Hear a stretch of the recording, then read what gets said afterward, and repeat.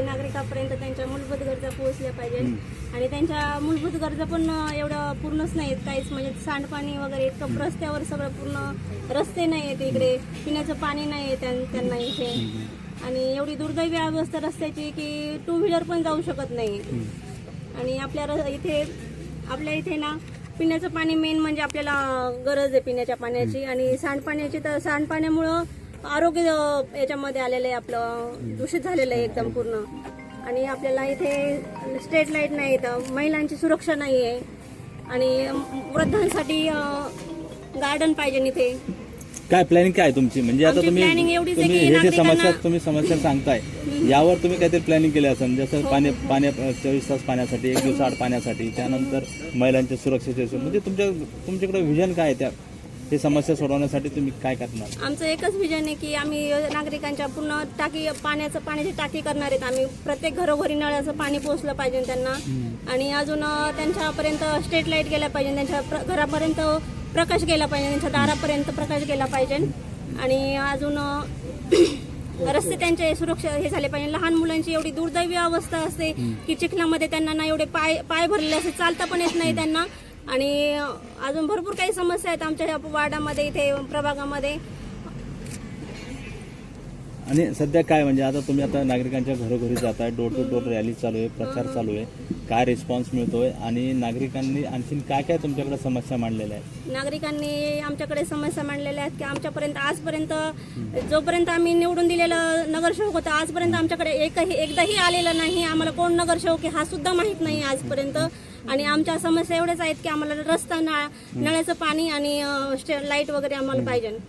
म्हणजे आता नागरिकांच्या ज्या मूलभूत समस्या आहेत त्याला तुम्ही पूर्ण करणार आहात, आणि म्हणजे राष्ट्रवादी काँग्रेस पार्टीतर्फे तुम्ही काय नागरिकांना आवाहन करणार एक उमेदवार म्हणून? आम्ही राष्ट्रवादी काँग्रेस पार्टीकडून आम्हाला एकच आम्ही आवाहन करणार आहेत की तुम्ही आम्हाला मतदान करा आणि आम्ही तुमच्या सगळ्या समस्या पूर्ण करू. च्या माध्यमातून सांगायला आनंद वाटेल, आम्ही गेल्या 8 दिवसाहून आमचा प्रचार चालू आहे, आणि राष्ट्रवादी काँग्रेस घड्याळ पक्षातर्फे आमचे आदरणीय नेते अजितदादा पवार यांनी जो बारामती पॅटर्न जो राबवलाय, बारामती अतिशय स्वच्छ, सुंदर आणि परिपूर्ण असा त्यांनी जो भाग डेव्हलप केलाय, तर दादाचं म्हणणं एकच आहे की ही महानगरपालिका राष्ट्रवादी काँग्रेस पक्षाचे सर्वजण नगरसेवक निवडून आले तर आपल्याला बारामती सारखं असं सुंदर असं स्वच्छ शहर या भागात करता येईल. आता तुम्हाला सांगायला हरकत नाही, या भागामध्ये गेल्या 20 वर्षापासून मी स्वतः कार्य करतोय. आज आमचे या प्रभाग 26 मधून महानगरपालिकेतर्फे आम्हाला आदरणीय आमचे नेते सतीश भाऊ चव्हाण यांच्या माध्यमातून माजी सरपंच आमचे फिरोजभाई पटेल, विठ्ठलराव काळे, आमच्या भगनोरेताई नीता भगनोरेताई आणि माझी पत्नी नीता बाळासाहेब गायकवाड हे 4 उमेदवार सुशिक्षित असून त्यांना सर्व या भागाचा परिसराचा जे समस्या आहे याची त्यांना परिपूर्ण जाणीव आहे. आणि या भागामध्ये आम्ही खूप अगोदरपासून काम केलंय. या भागाचे जेव्हा ग्रामपंचायत होता या दोन्ही ग्रामपंचायत असताना आम्हाला वेळेवर पाणी पुरवठा व्हायचा, लाईट लागायचे, परंतु जेव्हा आमचा भाग नगर परिषद गेला, नगर परिषदमध्ये बी लोकांचे हाल झाले, तिथून आम्हाला महानगरपालिकेत नेलं, पुन्हा अनेक समस्याला तोंड येथील नागरिकांना द्यावं लागलं. आता गेल्या 15 ते 20 वर्षापासून येथील नागरिक अतिशय त्रस्त आहेत. या लोकांना जायला यायला रस्ता नाही, पिण्याचं पाणी नाही, आणि स्ट्रीटला लोकांना अंधारात राहावं लागतं. आमच्या कॉलेजचे विद्यार्थी येतात, रात्र होते त्यांना 7-8 वाजता देवळाचा कोण इथं इथपर्यंत परिसरामध्ये घरापर्यंत जायला अतिशय त्रास होतो असतो त्यांना. परंतु मी राष्ट्रवादी काँग्रेस पक्षातर्फे माझ्या येथील सर्व परिसरातील जनतेला असं आवाहन करेल की घड्याळाचे बटन दाबून आमचे जे 4 उमेदवार आहेत, फिरोजभाई पटेल, आदरणीय विठ्ठलदादा काळे, नीताताई गायकवाड, आमचे नीताताई बगनोरे, या 4 उमेदवाराच्या पाठीशी जर या भागातील प्रभाग 26 मधील जनतेने मतदान रूपी जर आशीर्वाद दिला तर आमचं या भागामध्ये आम्हाला अतिशय आमची ब्ल्यूप्रिंट तयार आहे विकासाची. आम्हाला या भागामध्ये मूलभूत सुविधा तर आम्ही करणारच आहे. नवयुवकांसाठी व्यायामशाळा, भाजी मंडई, आठवडी बाजार, सुलभ शौचालय, अनेक आपले महानगरपालिकेचे जे मिळणारे घरकुल असतील योजना आपल्याला त्या जनतेपर्यंत घेऊन जायच्या.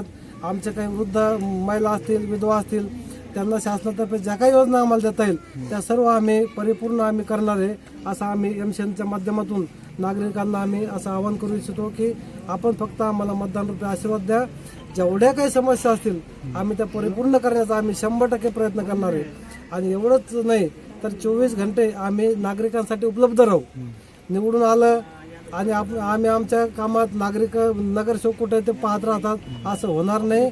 आमचा सर्व हेल्पलाईन नंबर राहील. 24 घंटे आम्ही जनतेसाठी उपलब्ध राहणार आहेत. जनतेचा भ्रमनिरास कुठल्याही प्रकारचा होणार नाही हे आम्ही आदरणीय अजितदादा पवार आमचे मुख्यमंत्री यांच्या वतीनं आम्ही जनतेला सांगतोय. कारण आम्हाला एकच माहिती आहे, अजितदादा जे वादा करतात ते परिपूर्ण निभावतात. आता नुकतीच शहराला गुंठेवारीतून दादाने आता मुक्त केलं या सातारा देवळे भागाला. जे टॅक्स आहेत अतिशय जुलमी टॅक्स या भागात लावलाय.